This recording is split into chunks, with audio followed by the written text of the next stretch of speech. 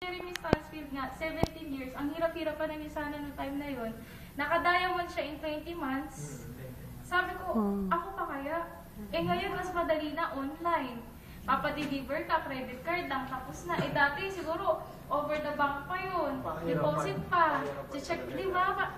Ganun po talaga. Pero, kaya ngayon, parang kailangan natin tingnan, ano ba talaga yung mga positive na nangyayari sa paligid natin, di ba? Instead of focusing sa negative.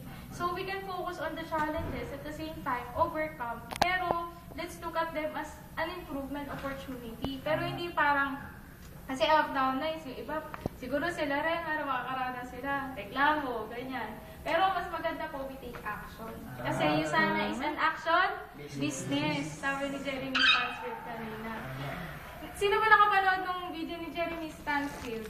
Alam yung Changing Lives ng Lamborghini. Tapos, eto malupit, kanina kasama po namin siya. Sa isang kwarto.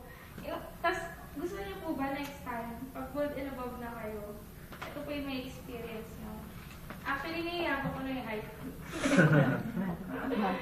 Ayan.